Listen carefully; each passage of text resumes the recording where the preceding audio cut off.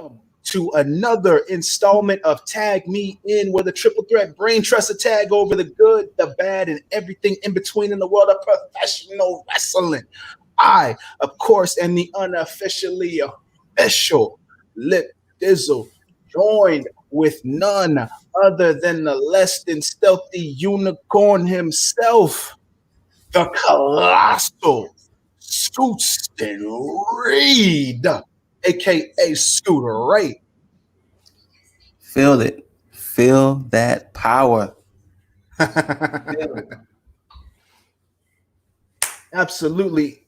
And of course, y'all don't see him. You might feel his energy. You may even see him today. I don't know yet because we still waiting. But Mr. Jaeger Bombastic, so fantastic. If we need help, I'm sure he's gonna have our back. But all I'm saying is everybody should do like Dragon Ball Z. You put your arms in the air, give up the energy. He'll be here. He'll be here. Like a colossal spirit bomb. Colossal spirit bomb. The colossal Jaeger bomb. Oh, I hate that he was not here to hear that.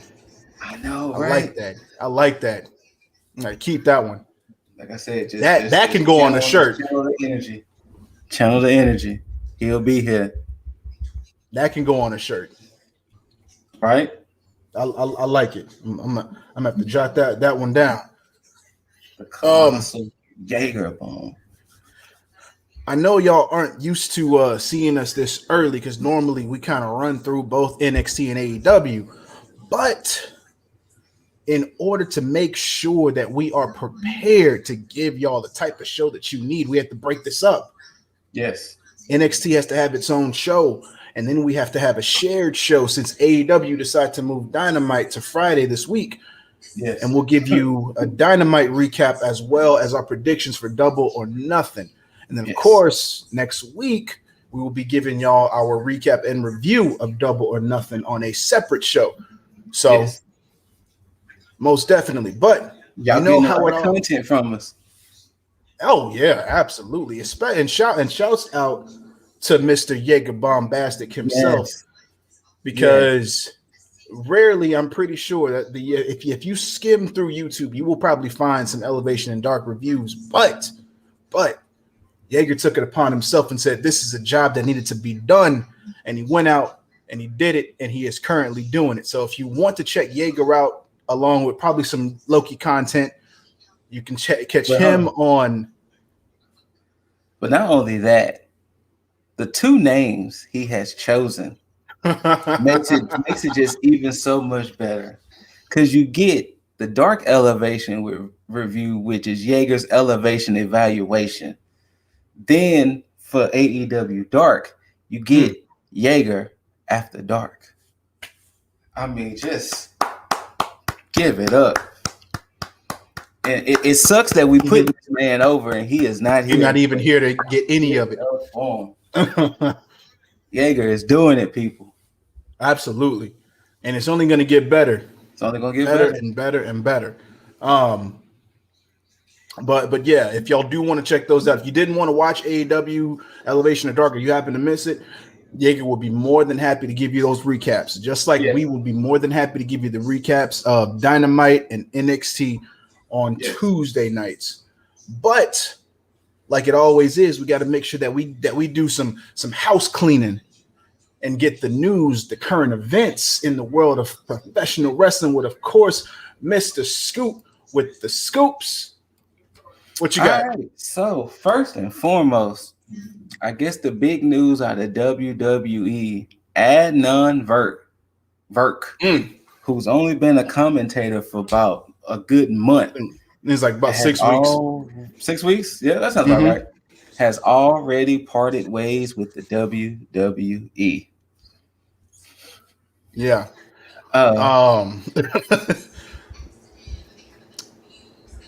I hate saying it. I mean, I really wasn't a fan of his commentary. Granted, I really wasn't either.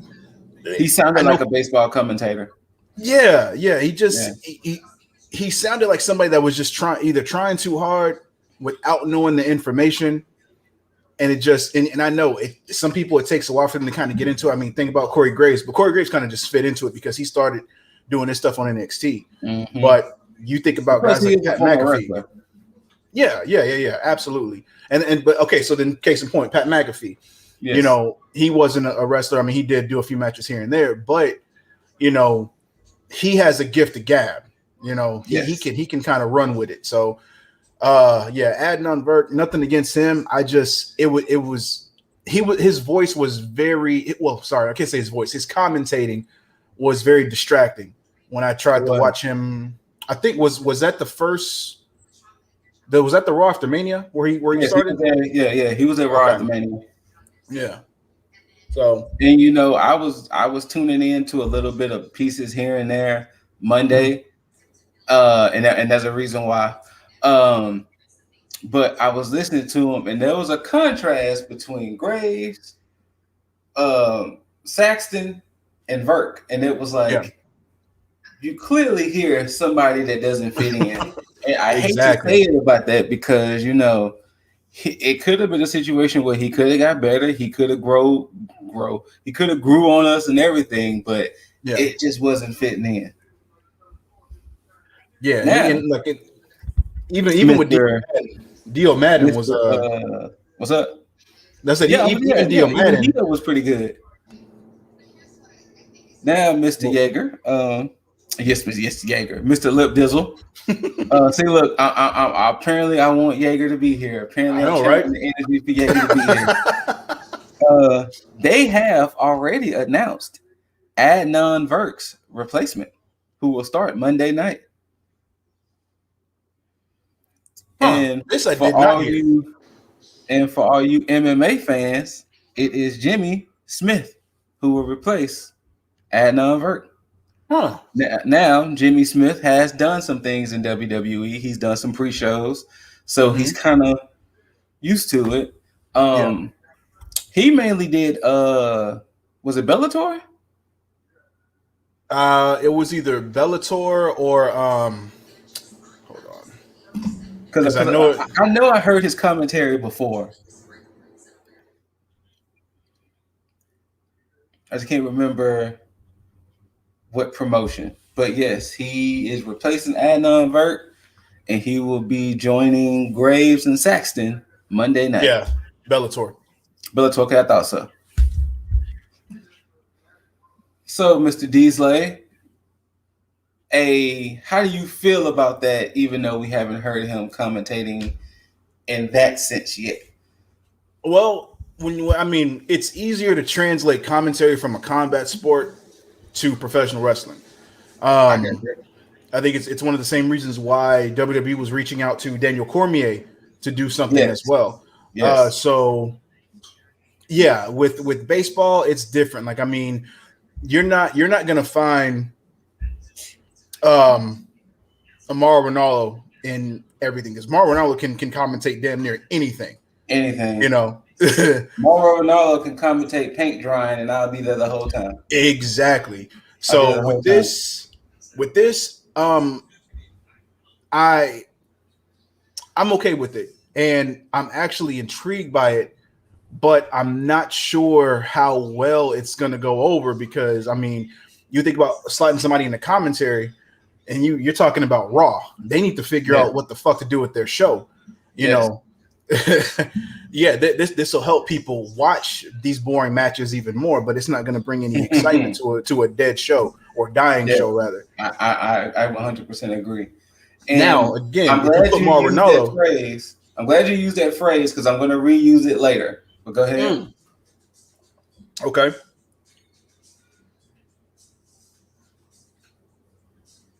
No. Go ahead and finish your point you was making with. No, my bad. Yeah, I'm gonna reuse your phrase later, but go ahead and finish your point. No, I was saying is that just going back to with Mauro Ronaldo is like you can easily put him on Raw, and that'll make me watch it because of how the excitement that he'll bring to a boring match. But other than that, you know, again, not everybody can be Mauro, so that is also true. That is 1,000% true. So, WWE, do what you need to do to bring Mauro back. But now the phrase was used, dying show. And the reason why I thought that was interesting, because it also ties into me just saying I kind of tuned in here and there to watch Raw. Well, it's been reported that Vinnie Mac wants some NXT superstars called up. And if you watch SmackDown, Rick Boogs, who is the guy who used to do the Agratorin in NXT, like he didn't do a lot of matches, but I think he's the guy that plays the Night Panther in their little advertisements. I think that's him. But he debuted on SmackDown as Shinsuke's guitarist. Like he was playing along Shinsuke's music. So when that happened on SmackDown, I was watching Monday back and forth to see if any NXT call-ups pop up, mainly, Roddy, since Roddy hasn't popped up yet. Yeah. I'm trying to see if any. Oh, okay. Speaking of popping up, look. Bomb is here. Look. I know it wasn't you, Scoot, because you wouldn't do this to me. But somebody, and I mean, we're on the news still, aren't we? Yes. Yeah, we are. Yeah. Well, I won't spoil future events that are technically past, but I just know that there has to be a Shotzi hater somewhere. And one of y'all's mamas came out here and knew that I was a Shotzi fan, Shotzi adorer, if you may. But I just got off the phone with State Farm because somebody mama just doesn't know how to drive with some backup cameras. So apologies for the lateness, but I'm just trying to make sure that you Raquel lovers just know your place and know that you ain't getting one over on me or Shotzi. But now that that's all said, let's carry on. Oh wow. I'm a small, little sweat, little heat. I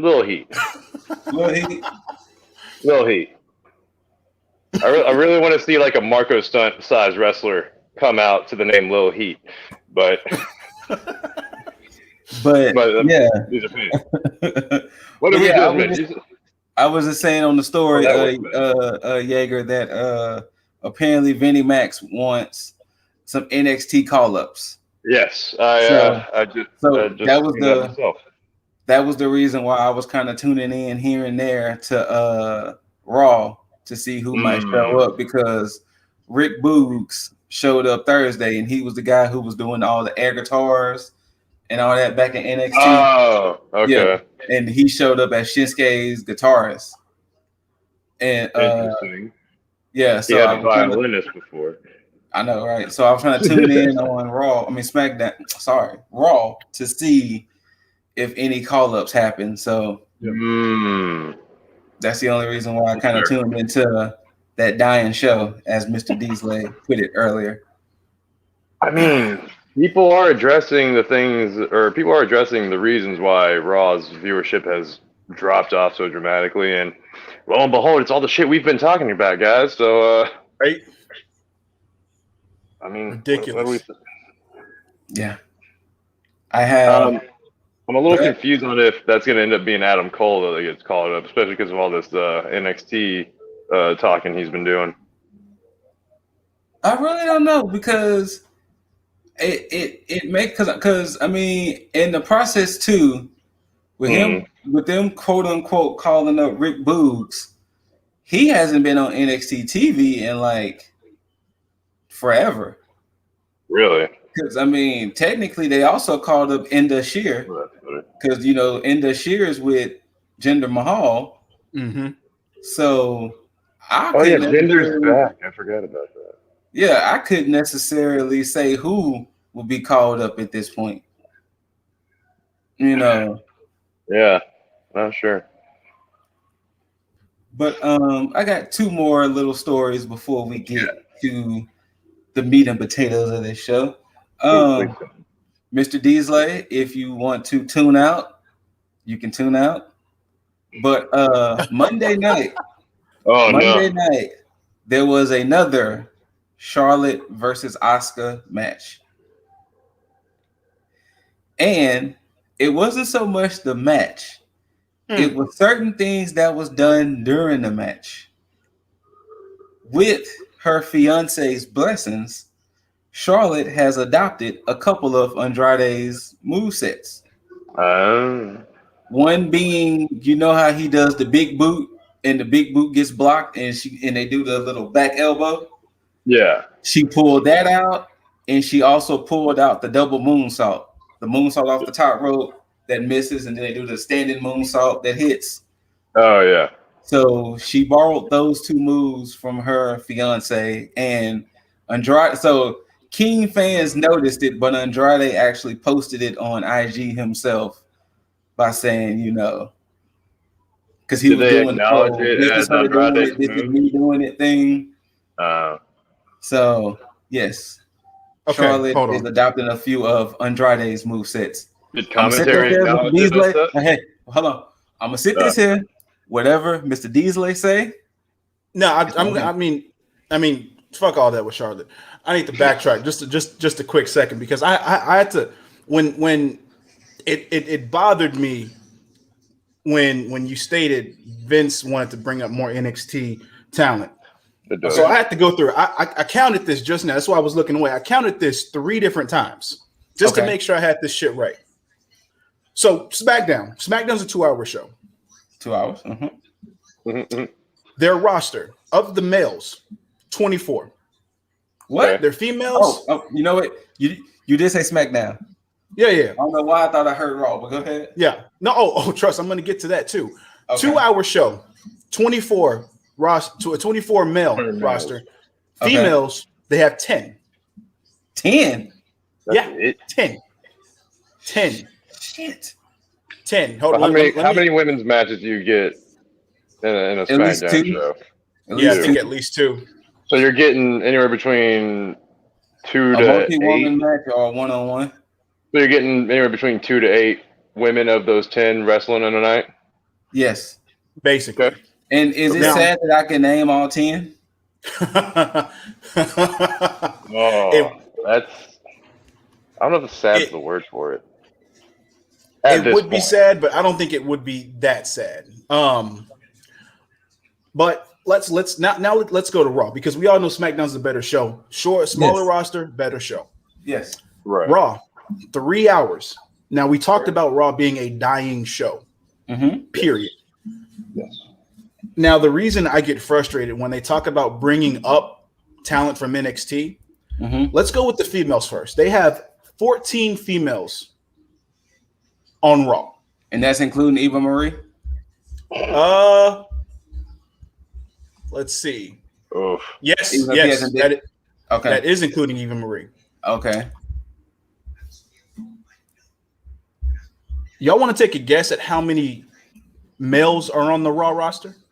14 to 10. So I'm going to say about 45. I'm going to say... wait, go ahead. No, all right, I have a blind guess. I was going to say 38.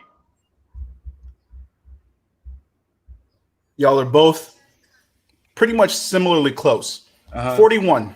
41? Okay. 41. So technically Jaeger will win that since I went over. That price is right, man. So here's the thing with this. Wait. Hold on. 14 women and 45 males. 41 males. 41 males. Jeez. And we see the same 20 dudes. That's the point that I was trying to make right there. You see the same types of matchups. Actually, no. I'm glad you just said that because somebody this Monday commented that Raw means rematch ass wrestling. Yeah. Rematch ass wrestling. So, and honestly, since WrestleMania, that's how it's been. It's been the same matches every week for the past 6 weeks. Even after WrestleMania Backlash, it's still been the same matches. It's ridiculous. Bad on the creative side. Very. But to go to the whole Charlotte thing, Look, again, I'm not going to sit here and say that Charlotte's a bad professional wrestler. She's not. She's not in the slightest. She's very good in the ring. Again, just like I've told everybody, my gripe with Charlotte is really just her feeding into her own hype that backstage builds for her. Now, when it comes to her adopting Andrade's, I guess skillless. I haven't seen it, but if I put it in my head and I'm thinking about it, they're not the same type of wrestler. So I can send it to you, and you can check your IG right quick. So I can send it to you of how it looks. I'm gonna just say maybe because it was the first time doing it, they wasn't as crisp. Gotcha. But of course, they could always get better. Like, I'm not gonna just necessarily shit on her and just say, "Oh my God, it was the worst thing ever." No, it can get better. But yeah, so it can get a little crisp. I don't know if it was a hey, I'm doing this move, so this, that, and the other. But I sent it to you, so you could. I sent it to our group chat, so you could take a gander and see for yourself. I look at it like this: if she treats these new moves like she treats her moonsault, it will never get better. Oh well, then don't look at the second half of the video then.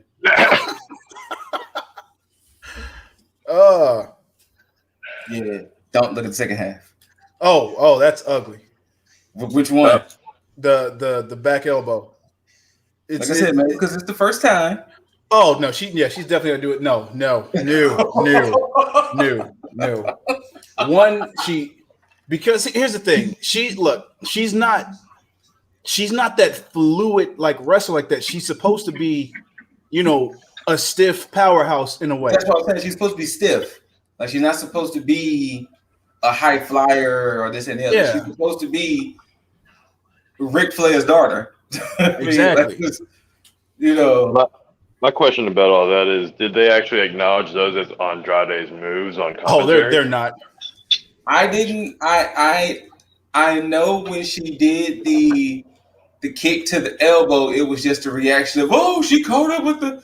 I don't know about with the moonsault because I didn't see that part because I turned from the TV because I was like, oh my God, we're getting Charlotte versus Asuka again. Yeah, that's more than fair. Like how Dizzle just said. I seriously doubt they acknowledged. They didn't. They didn't because now he's wrestling AAA. They didn't do like Beth Phoenix did to Frankie Monet. A little foreshadowing. A little quick spoiler in a sense. They didn't do like that. Yeah. How dare you, sir? For these good people. How dare you? Anyway. A little teaser. But yeah, so I'm gonna just say I don't mind her keeping the boot to the elbow. I don't mind that. Right. I don't want necessarily the moonsault to continue because, like you said, the fluidness is gonna look weird because it's gonna look set up in a sense. Like it's gonna look like it's a setup. I mean, because you saw the way Asuka had to kind of like roll back into position, like it's gonna look set up-ish. Yeah. If I had to compare Charlotte's moonsault to anybody's, as far as how set up it looks, I'd have to say Cody's.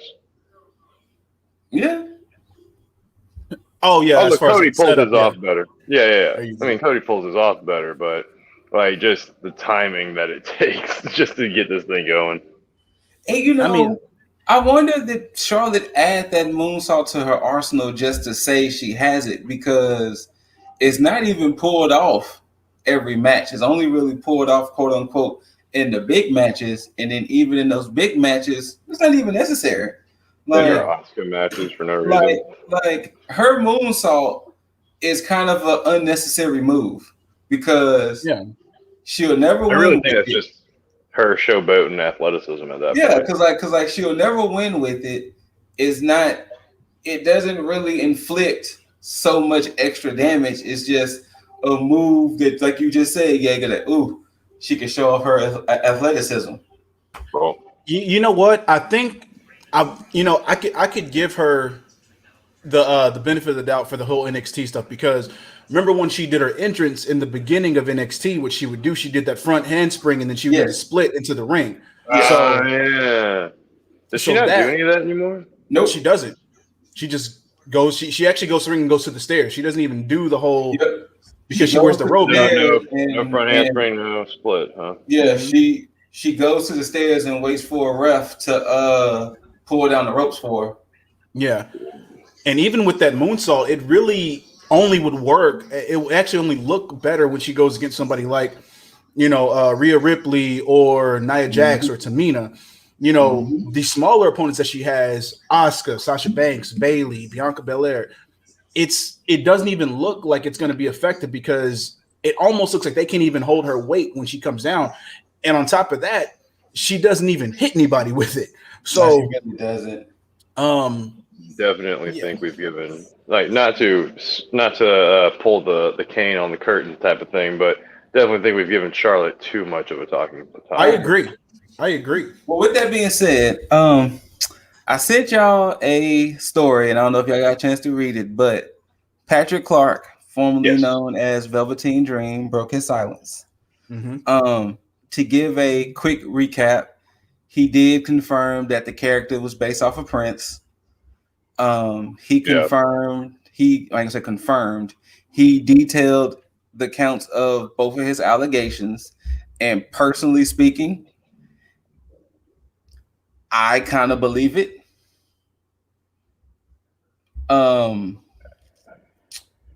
With that being said, what do y'all think was next for Patrick Clark? Like, what do y'all think?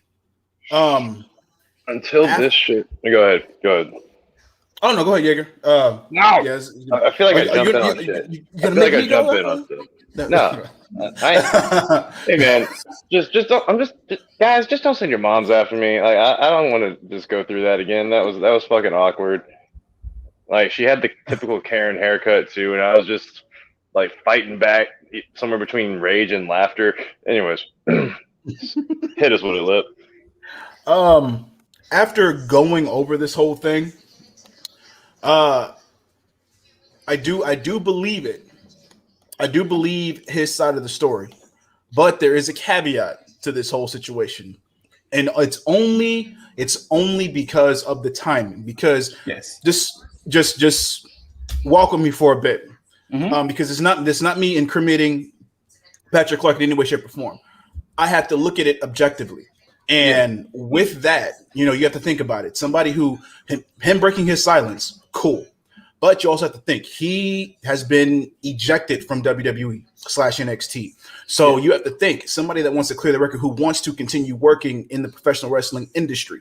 They're going to want to make sure that they plead their case to make sure they still can assure a position in another company. So there's that side of my brain that thinks, okay, well, maybe this has an ulterior motive to where it's like, okay, you know what? I need to make sure that my shit is cleared so that way I can get work elsewhere. Now, nothing in this whole statement screams disingenuine at all.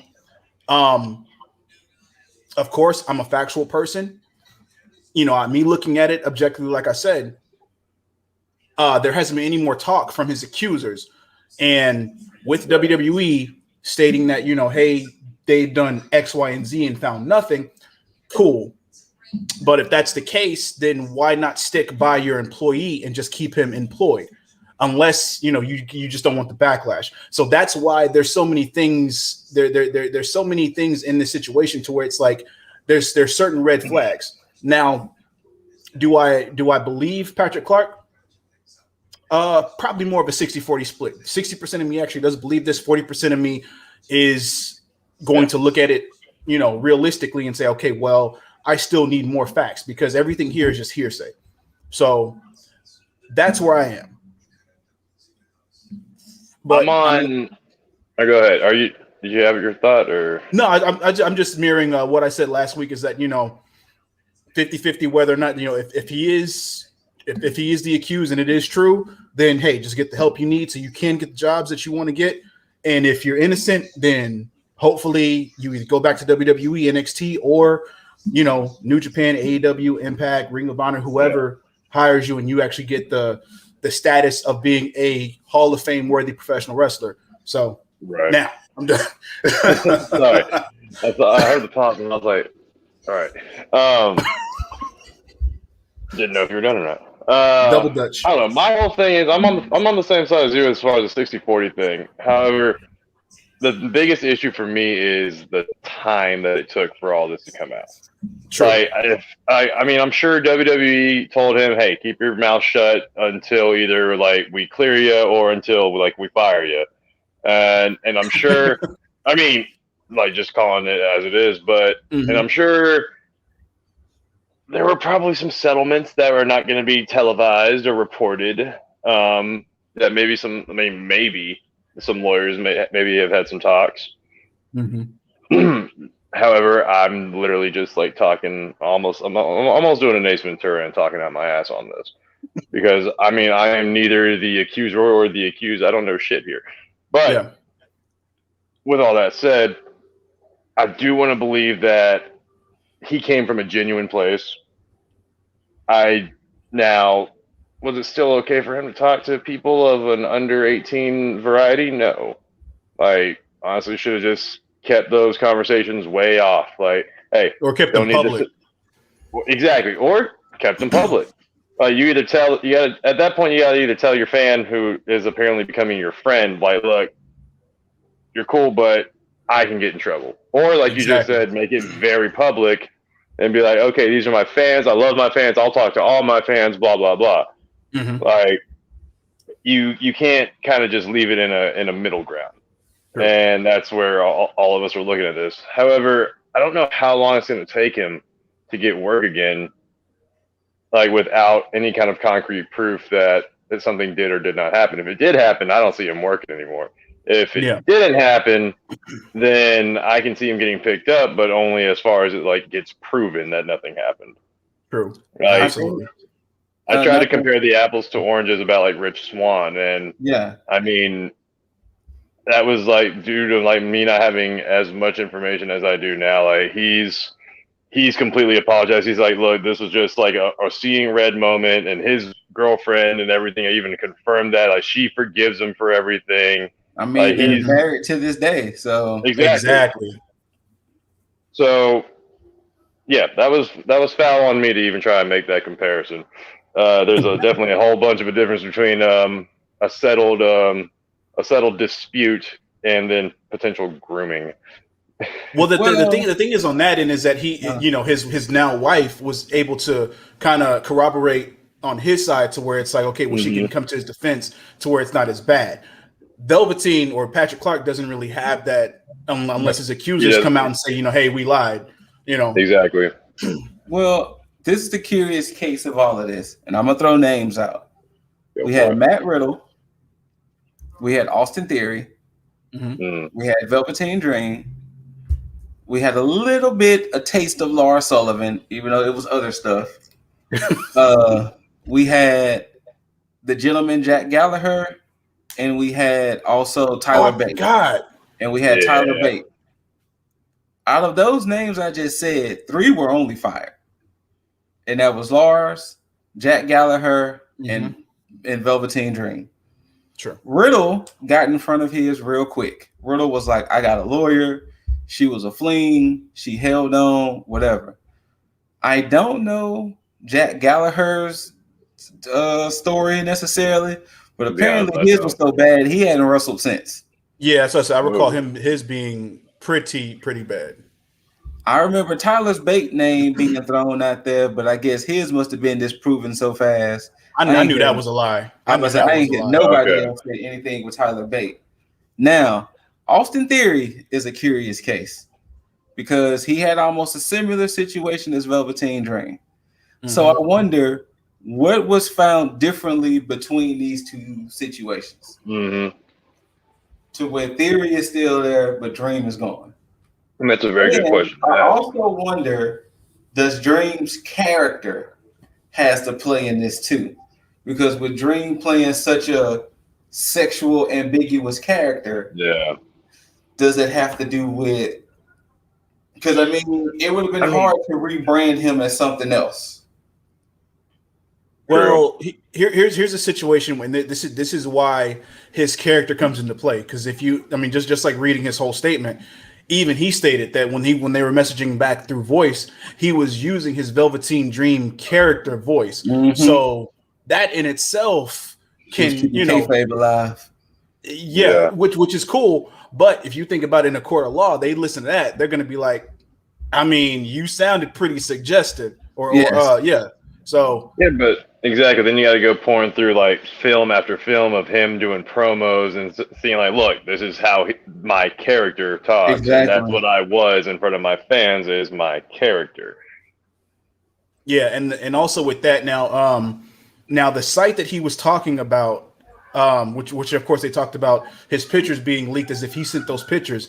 The site that he's talking about is I guess a site for like leaked male wrestler nudes or stuff like that. Or was it just male wrestlers? I thought it was just wrestlers. Yeah, it's just male wrestlers. Oh, okay. Almost akin to like you know the whole fappening thing that happened like in 2016. Yeah. It's like that. Yeah. So I just you know, about that. Yeah, I don't recall any males being revealed. Exactly. Yeah. And if you're getting leaked stuff, you know, if you're finding this stuff, it's gonna look like you can easily send a picture to somebody. So if like they find that and they put it up, say, "Oh, he sent this to me," it's working against him. And of course, it's that voice message that he sent that makes it even worse because you attach that to that, and it's like it's very incriminating. So it's hard to kind of tell whose side on who unless you know they actually go in and investigate thoroughly. But you know. Definitely something that it's a slippery slope. Let's just call it that. I'm gonna wrap my end up by saying, Patrick, do the necessary things you need to do to get help, fix the issue, get back in good graces. Yes, you know, do what you need to do to better yourself. Mm-hmm. You know, decision making. You know. Things like this does happen, and I would say I look forward to see what you're going to do next. I mean, unfortunately, the character you created and helped mold and build, unfortunately, may be dead now. Yeah, but which sucks because that's a fantastic character. I hope you have the skills and creativity to reinvent yourself as somebody else, and if you have to kill it outside of WWE, then do so. But I definitely want you to get the help needed, get the situation cleared up, squared away, 100%. And also take note that even if you are 100% exonerated, you got to be prepared to accept the fact that people are going to always see you in this light. Yes. You can be 100% in the clear. Somebody's going to still be like, oh, well, he ain't nothing but a, or he likes. Yeah. So you got to be willing to prepare your mind and psyche for that too. So all I would say is definitely Velveteen Dream will live on because, I mean, amazing character in NXT. I wish we could have saw it on the main roster, but, you know, Pat Clark, get better. Absolutely. Right by your mental. Absolutely. And everything. Yep.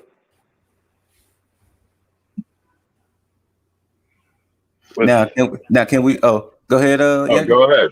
Go. Oh, I was about to say, if we were done, can we start talking about Raquel though? No, we cannot. Not today. Oh, we can't. I mean, not today.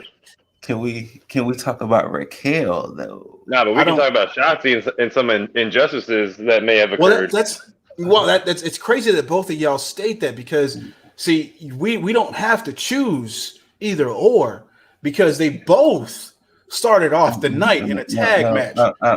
The team that's on the left side, I 100% was choosing them. I mean, that's just. I'm not gonna even lie. Granted. Oh, we know. Granted, I'm gonna go ahead and say it. Dakota, Ember, and Shotzi though But Raquel, though, hey, NXT Women's Champion, though. Dakota's always gonna get that look like, but Absolutely. I mean, mine will be more invasive. No, Shotzi's always the. I need to be Jaeger Loomis now. Anyways, I kept having issues leading up to this because I felt like they kept treating Raquel as not the champion that she's supposed to be. But after watching this match and then after watching the end of this match, I realize they're building. They are gradually building. Like they're not just going to give us this whole downfall of the partnership between Kai and Gonzalez. They're getting us invested into it because we already know it's coming, but they're not letting this thing fall apart immediately.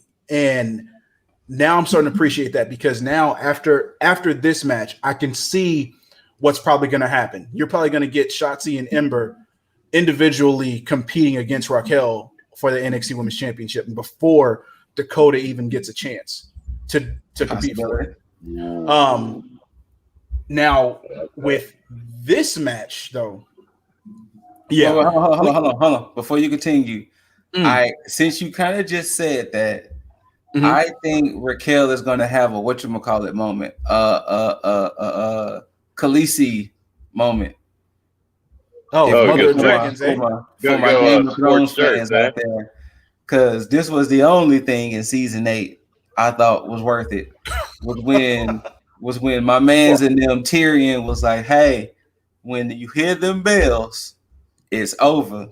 She heard them bells.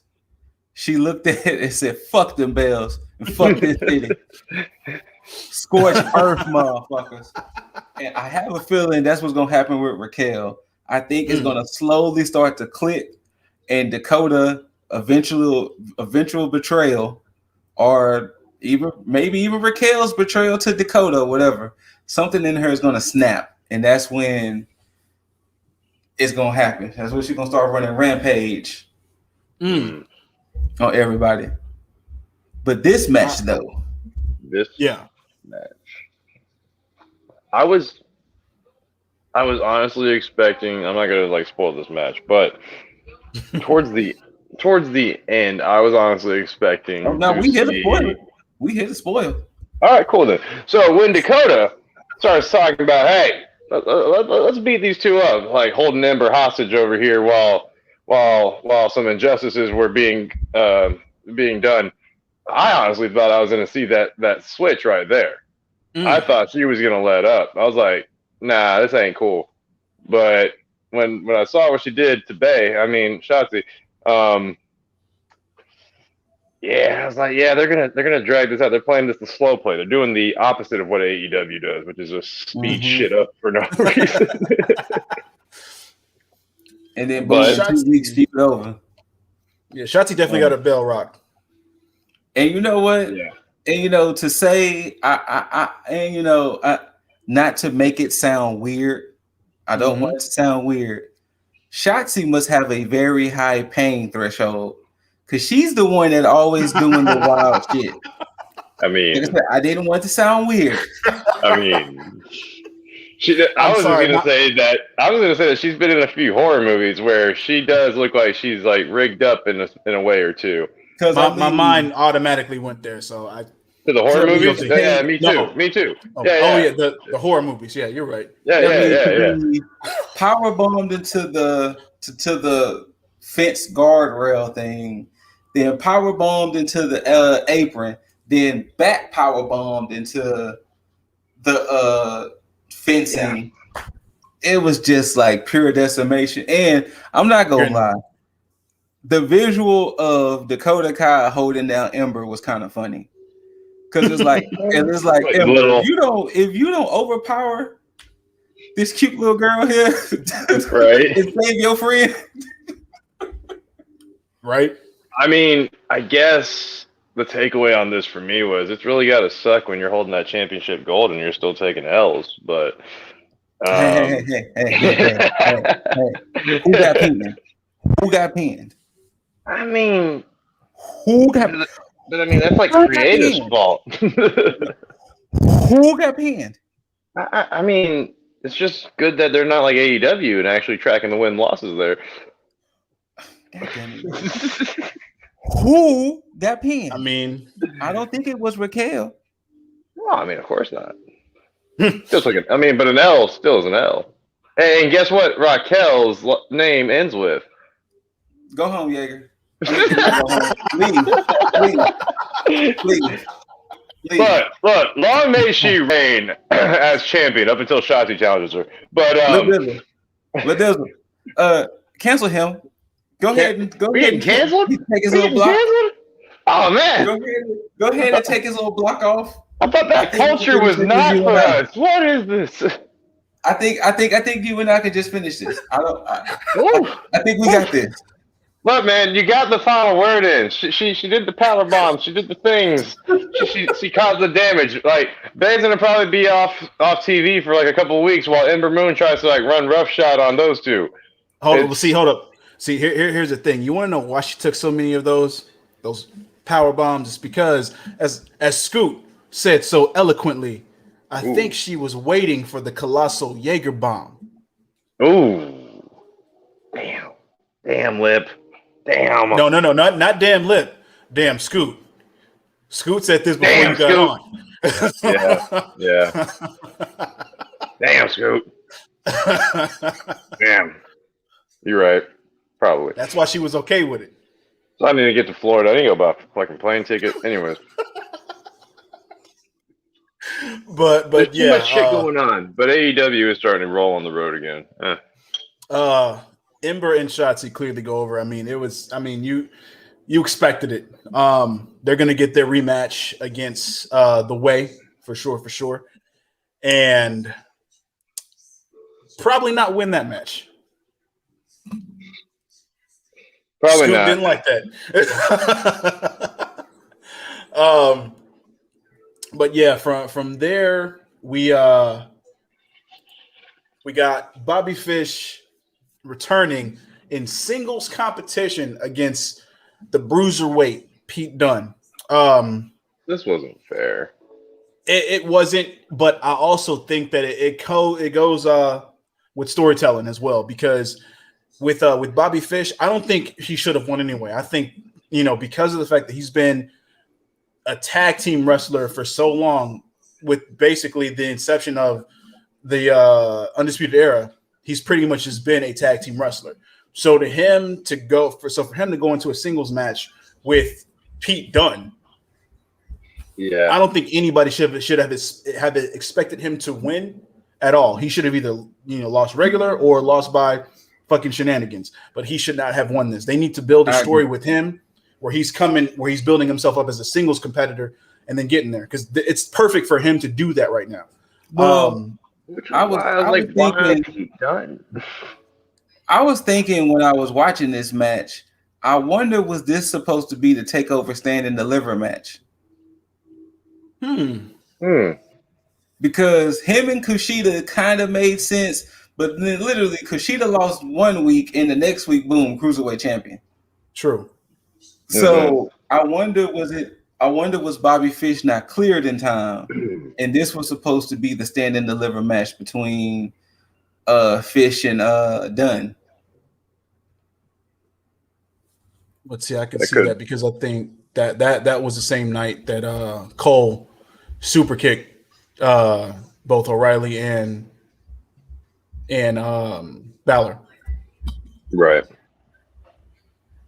Wait, was that one? No. Stand and deliver is when O'Reilly and Cole had their unsanctioned match.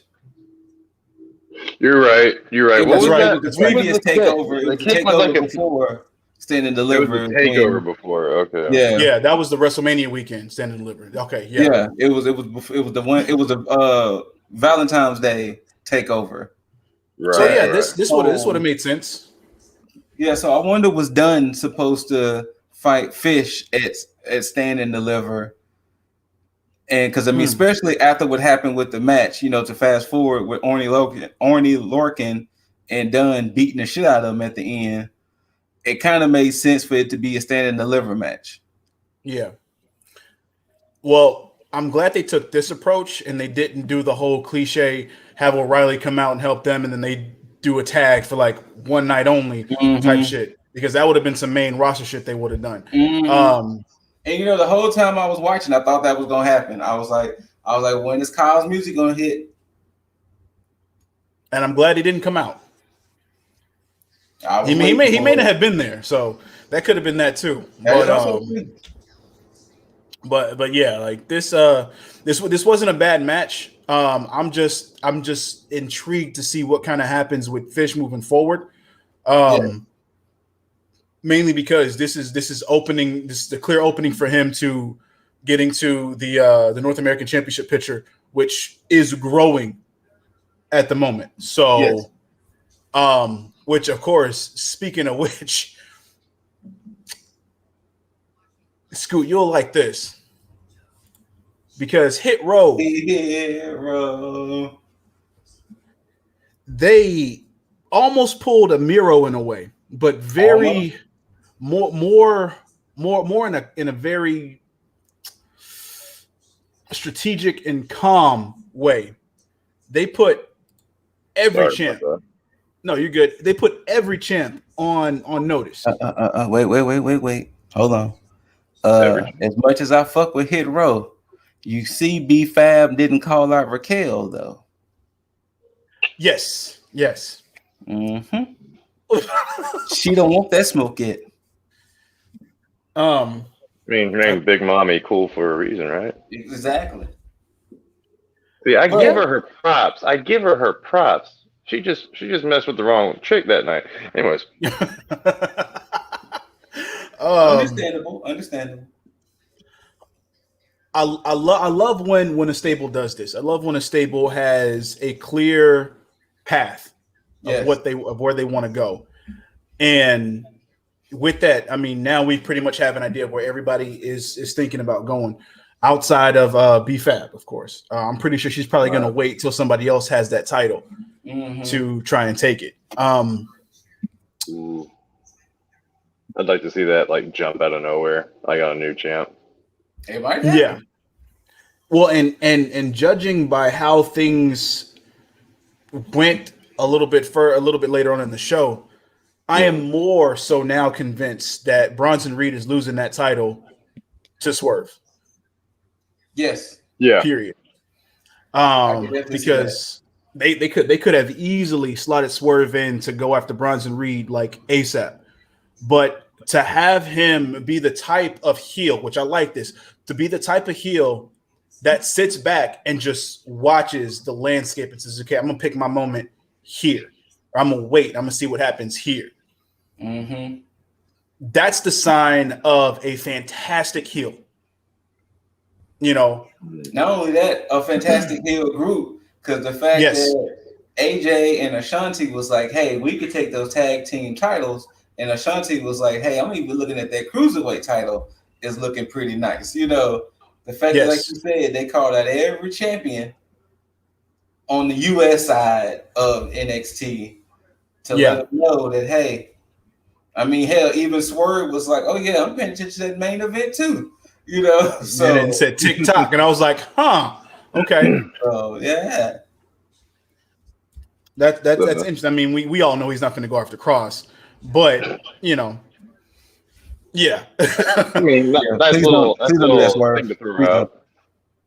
I think Swerve's just throwing us a swerve on that.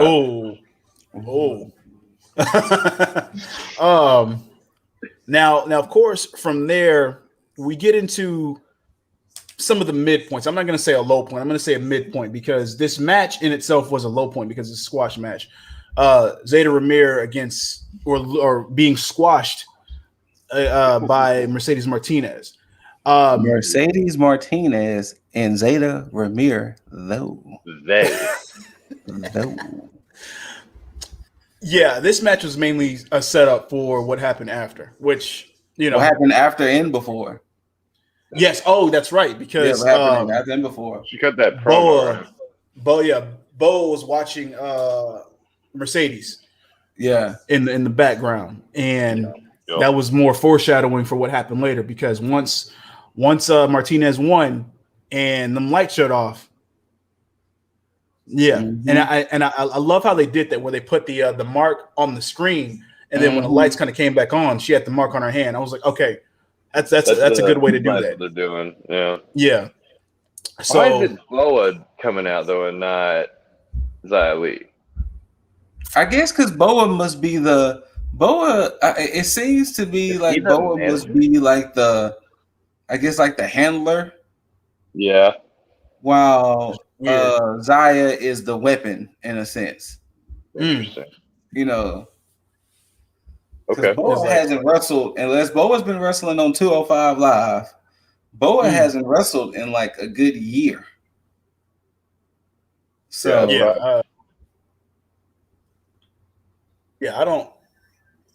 I have no idea. Gotta relocate. Gotta feed this dog real quick. Let's see. No, I got nothing on him right now. It's been a minute since Boa wrestled. Oh no, okay, no, I do have it right here. Wow. His last match was an NXT show on October 26, 2019 against Damian Priest. I was about to say, I know it's been a minute. Against Priest though? Jeez. Yeah. Yeah, 2019. So yeah, he's definitely, and these are just live shows. These aren't even like NXT shows. Like I know it's been a minute. He hasn't had an official match in that long. There you go. Put that man in the ring, please. I mean, especially because he went through the same training. Like, so I'm assuming that Xia Li goes over on Martinez. Yeah, she just gets a good match out of it. I don't see Martinez being in NXT too much longer. Personally, really? I mean, she was supposed to be a part of Retribution. So you think she goes to the main roster? Yeah. So I don't see her being. I think once they try to figure out, the problem is she has to be. So wherever they're going with this whole Shayna stuff, Shayna, Nia Jackson, all that stuff, she has to be opposite shows of Shayna. Why's that? The whole two alpha female things, and knowing WWE within a month we'll get Mercedes versus Shayna, and it'd be like, fam, y'all could have built up to that. Like, only a month passed, and boom, we already getting this match. You know. Damn, that would be a great match. Seeing like two like badass women just go at it. I mean, they did it in NXT. They did. But I mean, Shayna also ran roughshod through like the whole women's division, essentially. True. So, but yeah, definitely at some point, like I said, I have a feeling they're gonna be opposite shows. But yeah, I don't see Mercedes being on the being on NXT too much longer. Okay. Fair. I can see that. So then Xia Li would come in looking stronger. Who beats Xia Li though? Oscar. It's gonna have to be somebody of as much of a trajectory as her. Like, it has to be somebody like a Saray or somebody like a Shotzi, Ember, Candice, Raquel. It has to be somebody on that high plateau, because obviously with her going after Mercedes, obviously they want Xia to be prepared to go to the next level. So it might be Raquel. I would say, yeah, like it's gonna be somebody equal or higher billing. I was about to say, we're not about to see Shotzi in action for like another couple of weeks. So after Mercedes, damn, I'm not sure who. Like, Raquel is tied up with the. With this situation and Oh the yeah, way. with the situation with the way, but exactly, and the way is coming up soon. Mm-hmm. I don't know. No Maybe telling. Dakota to get a match in. I don't know. I can see her beating Dakota. Like I said, I can see her. Yeah. Ooh, Dakota could be like, "Hey, you want to take on the champ?" Blah blah blah. You gotta beat her bestie. So I guess we'll have to see how this goes after the whole Mercedes Martinez situation. True. Exactly. But yeah, going from that to an interesting situation, kind of a letdown at the end of it for me, but interesting nonetheless. And that is Cameron Grimes and Ted DiBiase. Can I say something before you continue, Mr. Dizzle? Absolutely. Jaeger Bombastic was right. Oh. Jaeger Bombastic was right. This guy? You was right. The storyline stretched too far, and it broke. I feel like they didn't know where to go with it, so they've done this. Even the missus, Ashley, she was like, "What the fuck did we just watch?" I'm going to have to retract what I stated when I agreed with Jaeger, because after watching, see, my letdown didn't come from the segment itself. It came from something not happening that I thought was going to happen as it was going on. And the more I thought about it, the more I was like, okay, well, this is an interesting way to take the story. Because before LA Knight came out, Ted DiBiase started his speech. And as he started to talk, my mind, and I got excited because I'm like, wait a minute, is he about to give him the $1 million belt? Yeah, exactly. I thought so too. I thought that was going to happen too. And it didn't happen because LA Knight came in and interrupted. So now the way that he was talking, saying that he kind of lost his focus, I'm like, okay, so now we have something to where now my excitement is only if this is going this direction. If not, it's a complete waste. But if you give Cameron Grimes something to occupy his time before he goes after a legit title, this will work for him. But only for Cameron Grimes in this gimmick. If you give him the $1 million title, it's going to work way better than it did for the ringmaster, Steve Austin. Yes. So, because if he takes this belt and treats it kind of how the FTW belt should be treated, and he says, hey, this title's bigger than everything, and he kind of runs with that, he can actually add longevity to his character and his gimmick. And he won't even have to go for a title for probably the better part of this year. As long as he keeps rolling with that $1 million title, yeah. Exactly. Yeah. But they have to do that, because if they don't, then yes, this will go the way that Jaeger was saying that it's going to go, where this is going to fizzle out and it's going to overstay its welcome and it's not going to mean anything. It's going to be wasted opportunity. The only thing I see positively coming out of this is if we get LA Knight versus Cameron Grimes for said $1 million title. Cameron Grimes wins, and Ted DiBiase finally acknowledges him as the $1 million man. No, that's a question though now, because now, judging by this, is Cameron Grimes a face? I don't know. Because the way that it was going, you had LA Knight clearly working as the heel, and of course you have the crowd behind Cameron Grimes. Of course. Yes. So with that, I mean, and then this is an AEW, so of course they clearly have heels and faces. So you have a heel coming out to scold another heel. Cameron Grimes is working almost like a face a little bit close to the end. Mm-hmm. So yeah. And on top of that, so is Ted DiBiase with LA Knight now too? Or is that just we'll have to see next week? Yeah. I feel like Ted DiBiase at this point is just that Xavier Woods gift, just eating the Big E gift, just eating the popcorn. Just like ready to, and then LA or no. But then also Xavier Woods in the same gif where he's just like dancing and just watching it all happen. Truth. Like, I just want it to be yeah. over already, regardless. Sorry, guys, but No, I understand. I understand that completely, and I'm with you. If it's going that odd direction, but if it's going in the direction that I'm perceiving that it's going to be, then give me the story, but make sure that you do it right. Yes, but yeah. From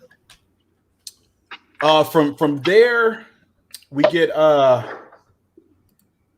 Indy walking around backstage, and for the moment, I thought I was about to add another member to the fuck Everrise camp. It didn't go that way, but something did click to me though. Mm-hmm. Scoot Yeager, I don't know if y'all gonna remember this, but there was a tag team in the Attitude Era by the name of Too Much. Hey, I do not, to be honest. Scotty Too Hottie and Christopher, Brian Christopher before he was Grandmaster Sexy. yes. When they were Too Much, this is before they were Too Cool. Right. When they were Too Much, they were the most annoying tag team. They were. And when I saw Everrise last night, oh no, it immediately clicked to me. It's like they are the Too Much of NXT. And that WWE. Yeah, and here's the problem. The problem with this, because I seen it last night, with the way that NXT is booking them in these segments, they are going to become a fan favorite tag team, and I hate that. Mm-hmm. I hate that because they're going to become this. Yeah, they're going to become this gimmick tag team because NXT knows how to promote their characters. Yeah, and they're doing justice by just shoving them down everybody's throat, by making them the most annoying people. Because watch, I guarantee it, they're going to end up winning those tag titles on a fluke victory. Oh God, no. Oh no. No, you know what? It won't even be a fluke. It'll be a fuck finish. Watch. That too, something. And it's probably going to be Malcolm Bivens' bitch ass. Whoa. Why did he never get that straight? He said female dog ass. Malcolm Bivens did not just deserve that straight. You just You're right. Malcolm, what he meant to say was Malcolm Bivens doesn't deserve that yet. In the way, I don't know if y'all watch Battle of the Brands on Up Up Down Down, but in the way Austin Creed likes to say it, Malcolm Bivens. Look, Xavier. Look, I know you want to ride for your homie, man, but just let it go, man. He doesn't deserve that company, man. He doesn't deserve that company. I can't get behind anybody that shows up on TV like.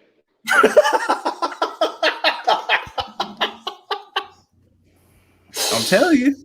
Fair enough. Wait till I'm telling you, he's going to end up being a janitor. He's going to be something one day, unless they change it. You know what? You're absolutely right. I'll take that back. I would love to see Malcolm Bivens like trying to show up to talent, just like.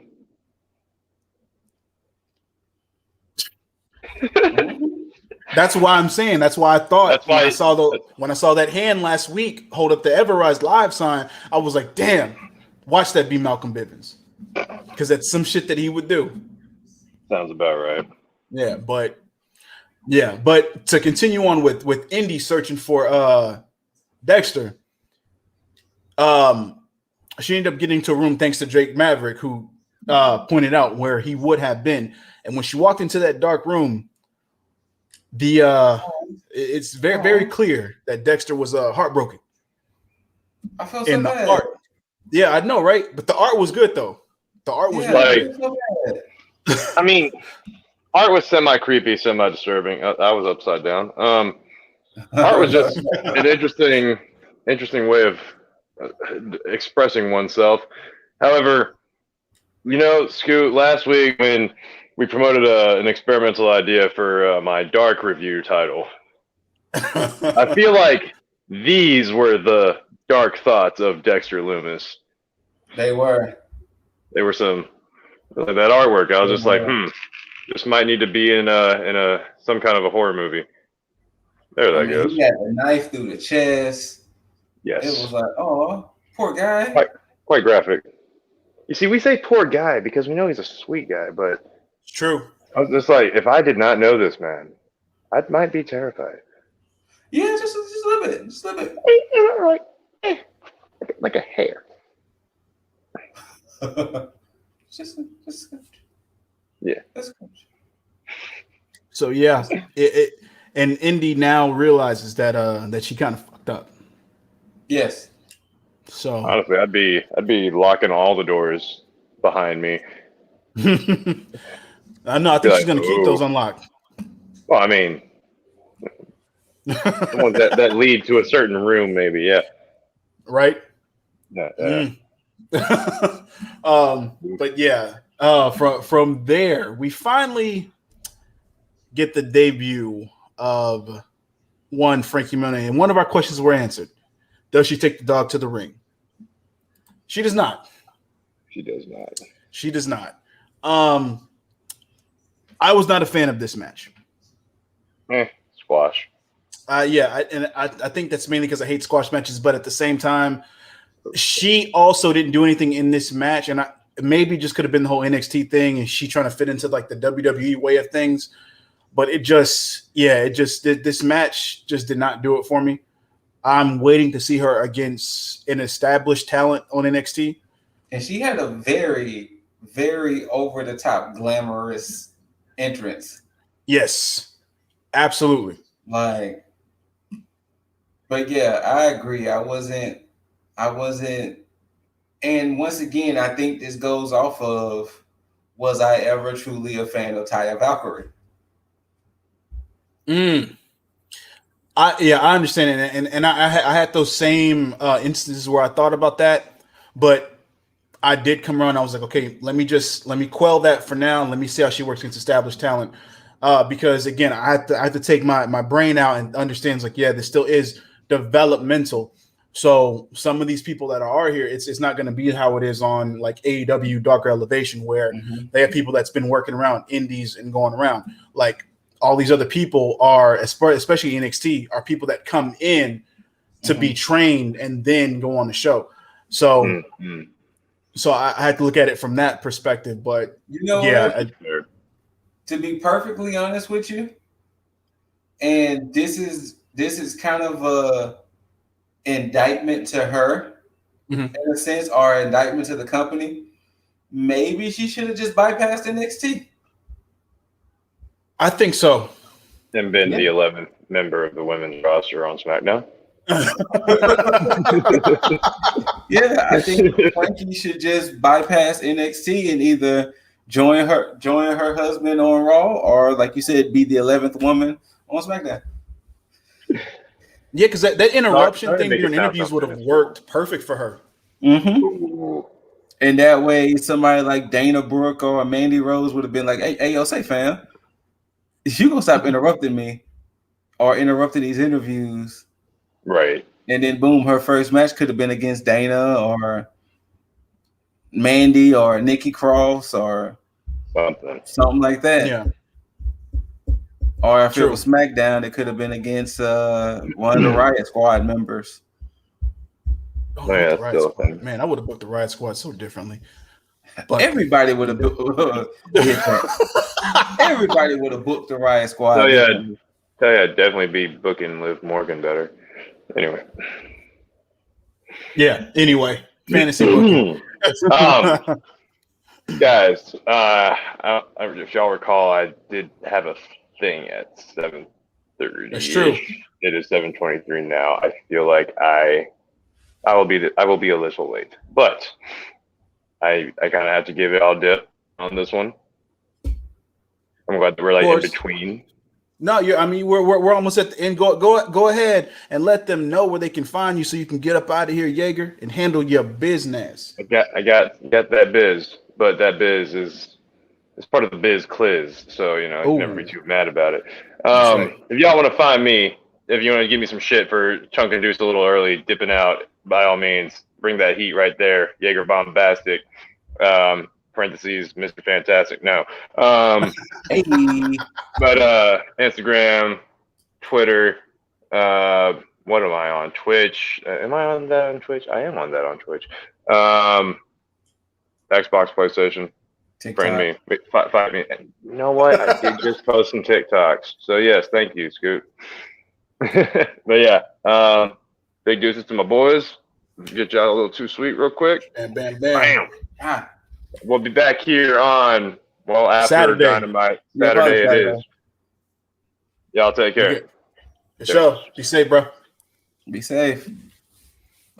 But yeah, it was definitely a underwhelming match and a little lackluster of a debut, and I hate that I felt that way. But yeah, me too. But I mean, again, still can't be mad at it because there's still more time. And she's doing good with the character stuff and the backstage stuff. So I'm cool with that.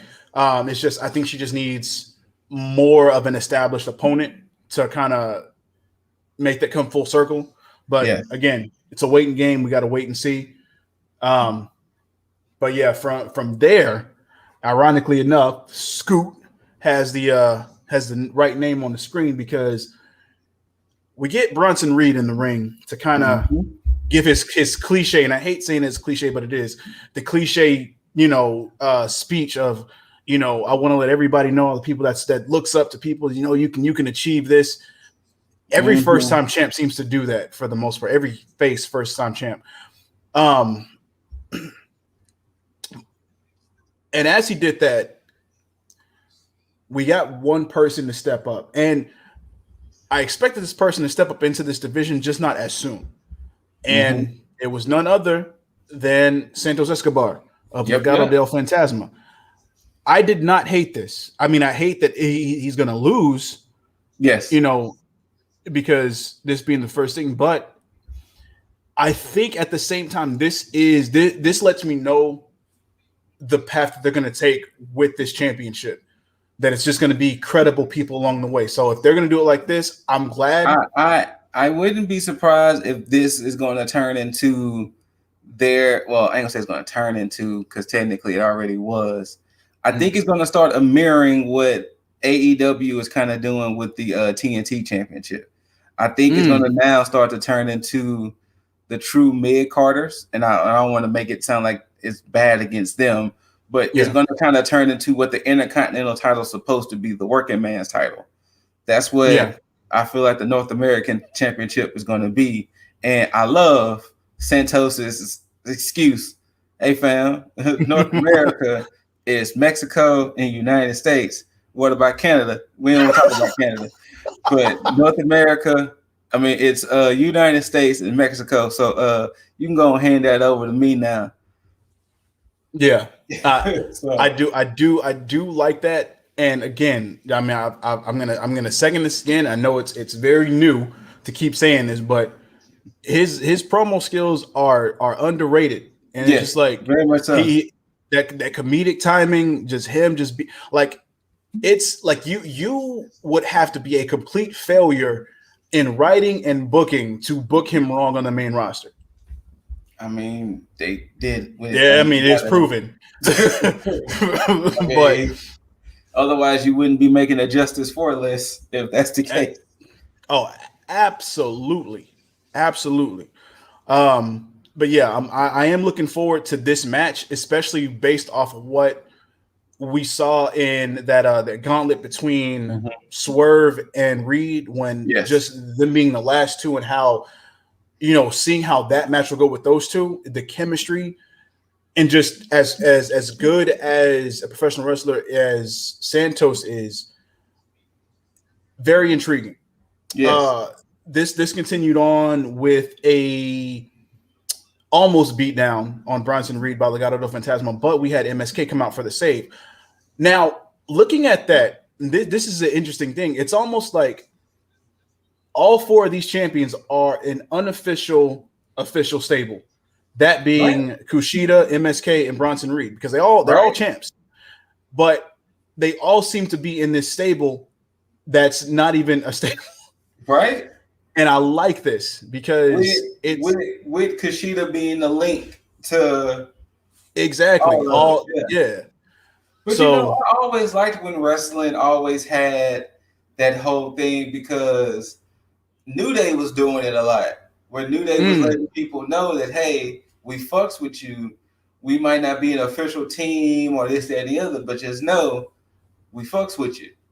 True. You know, and I like when wrestling does that whole trope of, you know, we might not be an official team or an official faction, but, you know, I got you back if shit happens, you know, injustices won't just occur to you, kind of like with last night.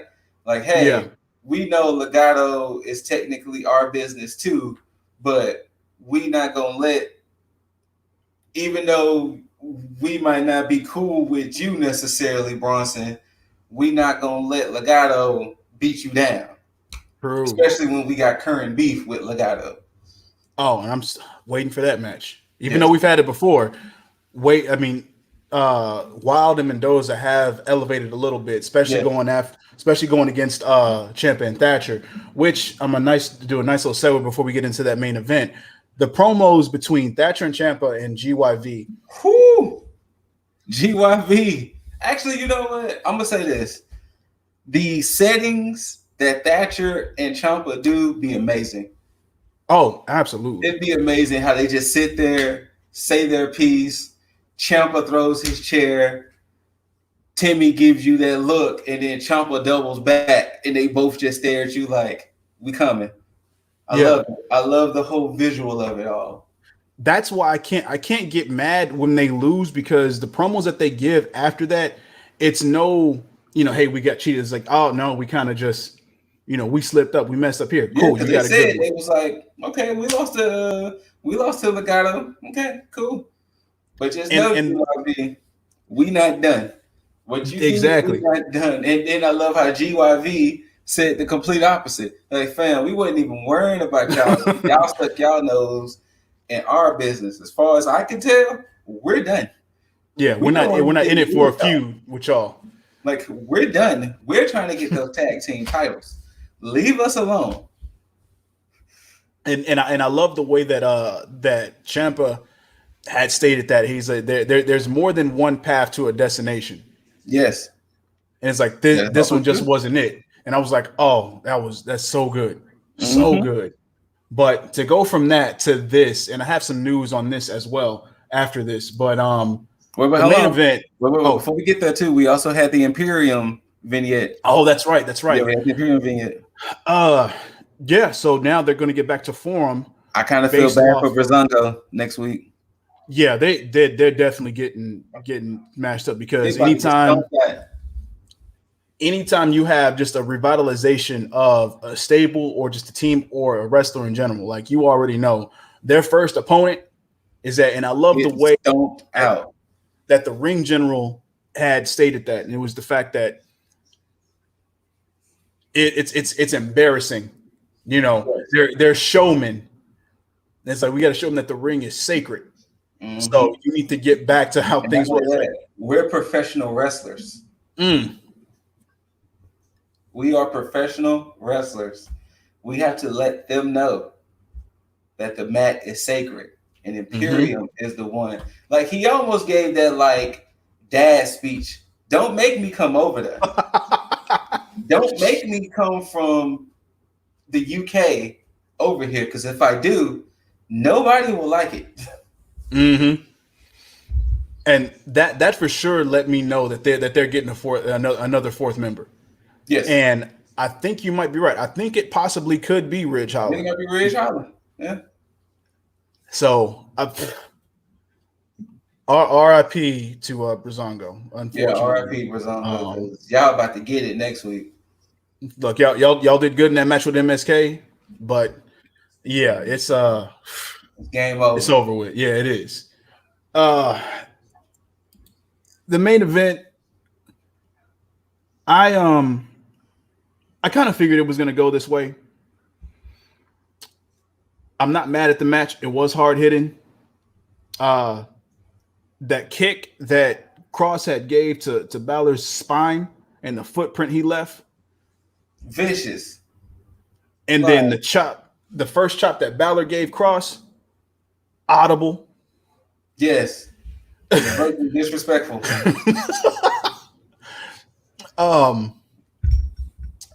Yeah, me understanding like the way that this match is going to go, but the way that it ended, I did not expect. It made Balor look a bit strong because of what he took at the end of the match and the way he went out. Match being predictable and everything aside, with the way that it ended and then the news that I found out afterward, made more sense. Okay. Balor has gone on record, I think, as of yesterday, stating that he does want to make a return to the main roster.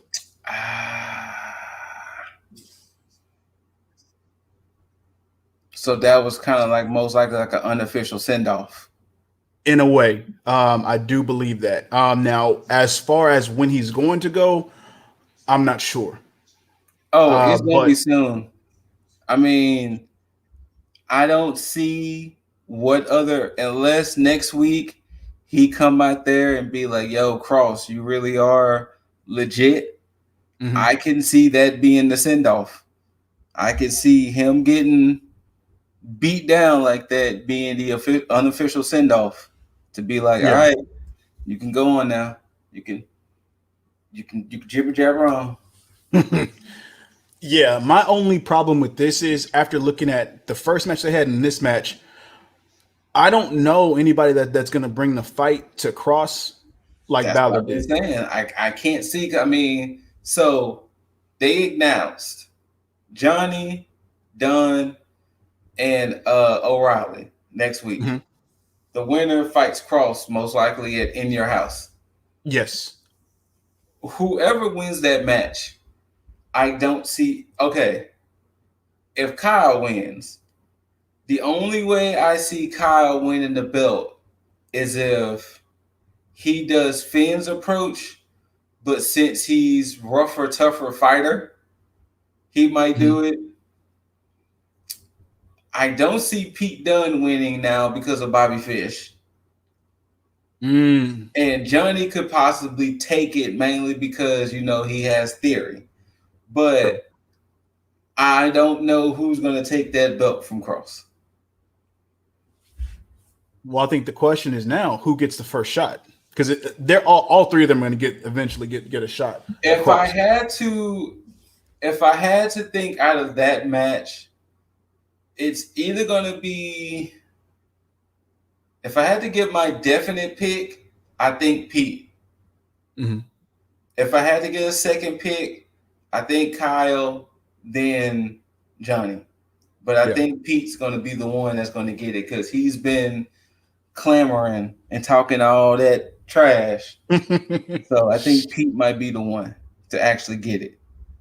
I think that makes sense. Because I think there's more story to build around with O'Reilly and with Gargano, especially with the addition of what happened with Scarlett and Theory, and then by proxy with Cross. So they have more of a story to tell. But it's especially telling by the fact that we didn't have Johnny on yesterday, especially to confront Bronson Reed. He's pretty much past the North American Championship. So this is going to slot Theory in the North American title picture, and it's going to put Johnny probably trying to go after that title more than once. I mean, Johnny's a 3-time North American champ, right? Yes. Yeah, Johnny being 3 times. So he doesn't need to deal with the North American title anymore. At all. I think he's good with where he is, unless he decides to challenge twice and go to the main roster. But But this match basically goes to show what I've been kind of saying. Cross has been booked to, because the thing is, okay, look at all of the people who's been dominant in almost wrestling history. When they kind of fall from grace, they in a sense fall from grace. So Cross has to start losing now because if it does like Asuka and transfers to the main roster, the first person who's going to be Cross, then it's going to be like, oh, well, almost anybody now can end up beating Cross, because if Cross still comes with this dominance now, it's going to lead to Cross fighting Lashley or Cross fighting Roman or Cross fighting, Drew or somebody like that. Cross is going to lose that match. And then now the luster might start to die down some. The next thing you know, Cross gets pinned by fucking Sami Zayn or something. Nothing against Sami Zayn. But then Cross gets pinned by Sami Zayn. Then it's like, oh shit, here comes the downfall. Because look what happened with Asuka. Yeah. Asuka lost to Charlotte at WrestleMania. She hasn't been the same since. She kind of got a little of it back with the Kabuki Warriors. Yes. But now that Kyrie's going, Asuka hasn't been the same since. Absolutely. And I think at the same time that's still the part of booking, especially when they book somebody entirely too strong, when it really falls on the type of opponent you build with them. Like if we go back and we think about SmackDown, like when Paul Heyman was kind of over it, and you think about, matches between Undertaker and Kurt Angle, size difference, of course, but Kurt Angle, being the technical wrestler he is, he found a way to kind of make things different. Of course, yes. Kurt Angle, first person to tap out Kane. When you have somebody like that, especially with the powerhouse like Cross, if you give him an opponent who's more strategic in a way, because if we think about the matches between him and Balor is really the only one that came out looking good in all of this, because he's able to go toe to toe with Cross, But if you find somebody, if you come in thinking about, okay, like Pete Dunne and Johnny Gargano have the best possibility to come into this and actually be a strategic heel and kind of break them down piece by piece. But then also too, kind of what you're saying. And if you look at NXT roster over the last 5 years, the male side of NXT in the last 5 years, there has been nobody like Karrion Kross on their roster. This is true. There has been nobody. Lars Sullivan was getting there, but he wasn't like there. But Lars was there. But once again, there has been nobody like Karrion Kross on the roster. So when you have somebody like that, it's hard to see who's really going to be the first person, not necessarily to beat Karrion Kross, but to beat Karrion Kross and for it to look believable. Yeah. Finn would have looked believable in a sense, because especially with this match, that part close to the end when he threw Finn, but then Finn kind of like hulked back up and got up, but then unfortunately it was the end. But moments like that, because if you look at NXT as a whole, Damian Priest is tall, but he's beatable. Yeah. Other guys who are escaping my mind who are on the main roster now, they are still Drew McIntyre. Drew McIntyre is big, but he's beatable. Yeah. But Cross, nobody has looked. Cross is almost like Brock Jr. Like let's face it, Cross is almost like Brock Jr. And look what has to happen for Brock to lose a match. Brock has to take like 12 curve stomps. Brock has to take like 4 Claymore kicks in a row. And this is old Brock now too. Huh? And this is old Brock now too. This ain't especially this. Yeah. We talking about prime Cross. We talking about somebody in NXT right now. Let's take the 3 men who he's fighting. You know how many bitter ends Pete Dunne would have to hit to make it look believable, but to even get him up like that. You know how many knee drops Kyle O'Reilly would have to hit? Johnny Gargano would have to hit super kick from every angle. He would have to hit the what's his slingshot? Heartbeat. Yeah, the final heartbeat. Final heartbeat. Yeah. He would have to hit the final heartbeat a few times. Hell, even last night, Finn would have had to hit the coup de grace at least 2 to 3 times. And you know what's funny? He only hit that standing coup de grace. He never hit hit that standing top rope. And remember, the first one got reversed. Oh, and that was beautiful. That was a beautiful reversal. It was the second one that hit him, but then even then he kind of walked through it and was like, "Fam, no, whatever your futile attempts to win Balor is not going to work, my guy."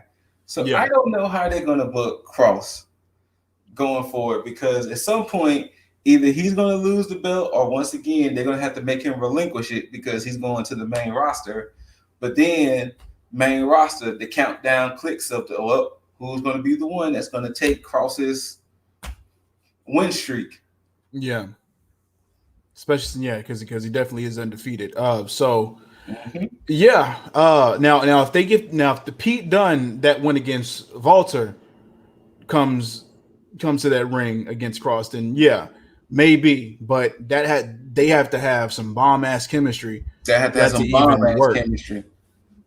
Because bomb ass chemistry. You can't replicate. It's Walter. I think just the way that he is.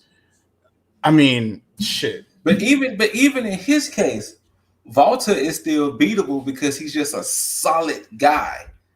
Yes. Cross is muscle on muscle. And the aesthetics of Cross versus the aesthetics of Walter. Walter is just a bear who's just attacking you. Wow. Okay. I do like that. Ilya Dragunov put up a good fight against Walter. And that's the thing that I like about the dynamic with Walter and smaller guys, because he's able to have that dynamic. And I guess it's true to what you say, because it's almost the bear versus or the bear versus the machine in an instance. Because when you think about Brock Lesnar in that same sense, when he first came out with Paul Heyman, that was that situation where he was just running through people because of how he was built. So I guess you're right. I think Cross may just be built primarily for the main roster. Yeah. So that's probably what's going to have to happen. Yeah, he's definitely a means to an end to the main roster. He's definitely a means to an end. Like, it's unless something between now and then drastically happens, that's main roster bound. I don't know what show, but he's definitely main roster bound. Yeah. So he's definitely going to Raw. Most likely. But yeah, with that being NXT in a nutshell, normally we say the final thoughts for like the entire week, but I guess we gotta condense that down to just NXT. Scoot, you got any final thoughts on last night's NXT? I hate that I turned sour on the $1 million title situation, $1 million man name situation. Hey, Raquel. It was a solid episode. I wish Frankie's debut would have been better. Yes. I want to see what's going to happen with Cross going forward. I definitely want to see what's going to happen with Hit Row going forward.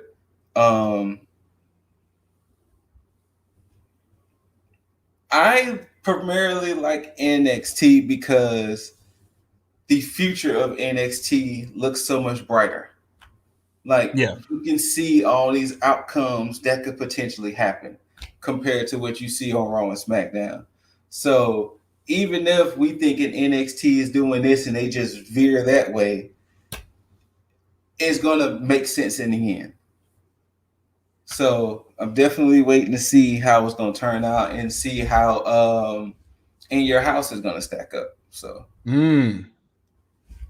definitely waiting for that to see how all that's going to look in the end. I can definitely see that. What you got, Mr. Deasley? Something came to me and I thought about it, but now after I'm like, probably not. When we talked about the dynamic between Reed, Kushida, and MSK, Hit Row popped in my mind, and I thought about War Games with those, but then I was like, well, shit, Hit Row don't have a fourth male. Yeah. So I was like, okay, well, maybe not. But just because they all got titles that they're gunning for, and I figure that may come into play down the line. So we'll see. Let me take that out of my mind. But one of the things that stood out mainly is LA Knight's promo skills as well. Yeah, he's just very good. LA has it. LA has he does. He's another person that could have easily shot to the main roster. I'm about to say LA might have they might have been doing LA a disservice by just not putting him there. The roster. Yeah, I'm starting to think that too. I'm 50-50 with you on the $1 million stuff. Of course, if they go one way, I'm all for it. If they don't, then it's all like it's really one or none for me. You either go that way or not at all, and I'll hate it. But yeah, a second thing with Frankie Monet, it didn't hit for me, but we'll see how that works out. Another thing I have to second is the shit that I said last week about the way that they're building every division. I love it. Like there's a clear path to every single thing. Absolutely. Challenges everywhere. And big shout outs to the tag division, because they found a way to make the tag division outside of MSK, outside the champions, seem bigger or at the same level as the champions themselves. So that's why it's just it's amazing. So this is one of the reasons why I appreciate NXT, because it makes me feel like I'm watching, the 95, 96, 97, 98 WWE that I used to watch. And it brings me that excitement because everything matters for the most part. So yeah, so that's where I'm at. But outside of that, Scoot, let the people know where they can find you. You can find me at the ScooterRay, IG, Instagram, same thing. TikTok, PlayStation, Twitch, YouTube, all that same name, ScooterRay, or the ScooterRay, either or. Because even if there are other ScooterRays in the world, I'm the ScooterRay. Remember last week when I said I'm the Scoutical? How you think you at the pinnacle? Look up. And there he is, right there. That's me. That's where you can find me. Of course, Less Than Stealthy Ninjas. We out there on Twitch, YouTube, TikTok. We even got a podcast now, thanks to the tutelage of Mr. Lip Beasley. And that's on Anchor, Spotify, Google, all these things. Less Than Stealthy Ninjas. Podcast is called Ninja Banter. We out here. That's right. That's right. Shouts out to Boss Carter, Aranya, and Neon Xerxes. Indeed. What you got for Mr. Beasley? Where can they search for you? Same as always, find the one and only Lip Dizzle, because I am definitely the only one you will find. The only one. Absolutely. The unofficially official. IG, Twitter, TikTok, Twitch, YouTube, obviously, because you're here watching this on here. If you need that positivity, absolutely check for the podcast Lifestyle One Up to get that daily dose on all your podcast listening platforms. So, bam. Or if you need that positivity as well on others, TikTok, your IG, we get it on there too. You want to be tuned in to the tag content, because you're going to end up growing with this, because there's going to be more and more coming in your face. It's like we talked about with Jaeger doing his reviews here. You're going to have Scoot coming in with doing all types of – shout out to Scoot anyway. Scoot is the reason that y'all get these condensed versions of all this other shit, because he's going in and breaking down everything. So shout out to this man right here. Bam, bam, bam. But on top of that, we're going to have more video game content. It's been slow, but we're gonna get it. It's a lot going in the gaming world, but we got to make sure that we get the professional wrestling shit in. We want to make sure some good shit happens. Like, I'm pretty sure y'all gonna get an episode around or before at least Ratchet and Clank come out, because when Ratchet and Clank come out, don't talk to me. No, right? So yeah, make sure y'all definitely get a full review with that when that's said and done. Oh. Definitely. Definitely, I will definitely be a part of that one too, for real, for real. So, but yeah, that's where you can find us. Just keep it locked in tune. If there's something that you want us to talk about, feel free to hit us up on any of the platforms that we said. If you want to comment down below on any one of these videos, feel free to do so, and we will definitely do our best to get to it and give you the shit that you want to pay attention to. But without further ado, a nice too sweet to my brother right there. Bada bada bada bow. Boom. And as always, until next time, you beautiful mother effers, tag out.